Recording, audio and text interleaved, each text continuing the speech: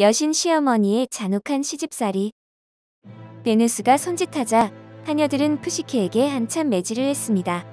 매질이 끝나자 베누스는 애써 웃음을 참으며 말했습니다. 그래, 미년 뱃속의 아기 덕분에 나는 곧 할머니가 되겠구나. 그런데 너 따위 천한 것의 자식이 내 손주가 된다니 얼마나 기막힌 노릇이냐? 사랑의 신 쿠피도가 부모 동의도 없이 아무 증인도 없이 시골 별장에서 인간과 결혼한 사실을 그 누가 인정해준다는 것이냐? 혹시 내가 출산을 허락해도 네가 낳을 자식은 아빠 없는 사생아일 뿐이야. 베누스는 화를 억누르지 못하고 직접 푸시케에게 다가가서 쿠피도가 선물해준 드레스를 찢어버린 뒤 마구 때렸습니다. 하녀들은 쓰러진 푸시케 주변에 보리, 밀, 기장, 수수, 강낭콩, 양귀비씨 등 여러가지 곡물을 잔뜩 뿌려놨습니다. 이 못돼 먹은 거사, 네가 며느리로서 얼마나 부지런한지 시험해보도록 하겠느니라. 오늘 밤까지 바닥에 흩어진 곡물 나달들을 종류별로 싹 정리해놓거라. 며느리에게 잔뜩 모욕을 준 베누스는 파티에 간다며 외출을 했습니다. 푸시케는 시어머니의 명령이 너무나 기가 막혀 멍하니 곡물 더미를 바라보고만 있었습니다. 그때 그 장면들을 지켜보던 개미 한 마리가 베누스의 포악함에 치를 떨며 주변의 모든 개미를 불러 모으기 시작했습니다. 이 땅의 부지런한 동지들이여, 이 여인은 사랑의 신 쿠피도의 아내입니다. 베누스 여신에게 수모를 당한 불쌍한 여인을 우리 개미들이 나서서 도와줍시다. 그러자 수많은 개미떼가 나타나 질서정연하게 곡물들을 정리하기 시작했습니다. 그날 밤 베누스는 포도주에 흠뻑 취해 돌아왔습니다. 그런데 예상과 달리 곡물들이 종류별로 가지런하게 정리되어 있자 버럭 화를 냈습니다. 인간인 네가 요술을 부린 것은 아닐 테고 네가 홀려놓은 불쌍한 내 아들이 나 몰래 도와주었구나. 베누스는 굶주린 며느리에게 빵 한 조각 내어주지 않고 곧바로 잠을 자러 갔습니다. 한편 쿠피도는 여전히 베누스의 침실에 감금되어 있었습니다. 푸시케와 쿠피도는 한 지붕 밑에 있으면서 잠시도 만날 수 없는 애처로운 밤을 보냈습니다.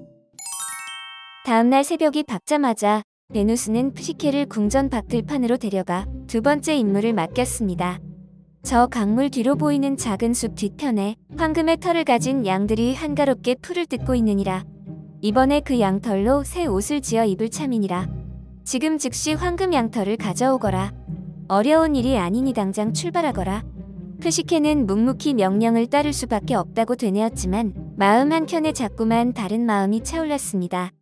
도대체 언제까지 이런 멸시를 견뎌내야 하나. 차라리 당장 강물에 몸을 던져 이 모든 고통을 끝내는 것이 나을지도 몰라. 그때 목신 파우누스의 동지인 푸른 갈대가 푸시케의 마음을 눈치채고 부드러운 말투로 조언을 시작했습니다. 아름다운 푸시케여, 발길을 멈추고 내 말을 들으세요. 아무리 힘들더라도 어리석은 생각은 당장 거두어 버리세요.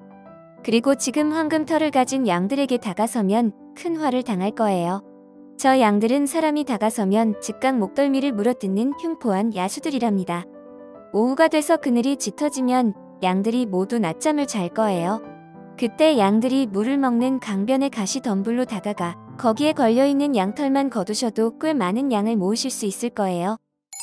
푸시케는 갈대의 은밀한 도움 덕분에 황금 양털을 충분히 모아 베누스에게 바쳤습니다. 베누스는 잠시 인상을 찌푸리더니 냉정한 미소를 지으며 말했습니다. 누군가 너를 돕고 있는 게 분명하구나. 다음 임무는 저 높은 산봉우리 정상에 흐르는 차가운 샘물을 떠오는 것이다. 네가 진정 강인한 용기와 명석한 지혜를 갖고 있는지 떳떳하게 증명해보거라. 산 위에 도착한 푸시케는 이번 임무가 얼마나 힘든 것인지 이내 깨달았습니다.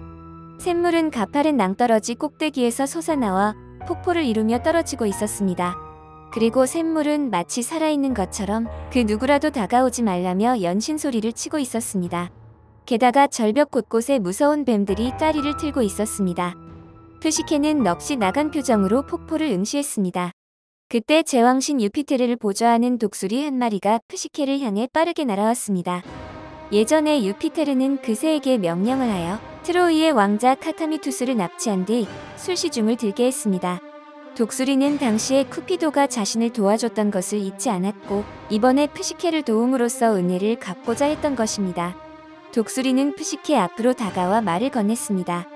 가여운 여인이여, 저 샘물은 신들도 두려워하는 스틱스 강물로 흘러들어가는 물입니다.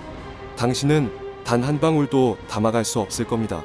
제가 대신 임무를 해결해 드릴 테니 어서 그 병을 건네주세요.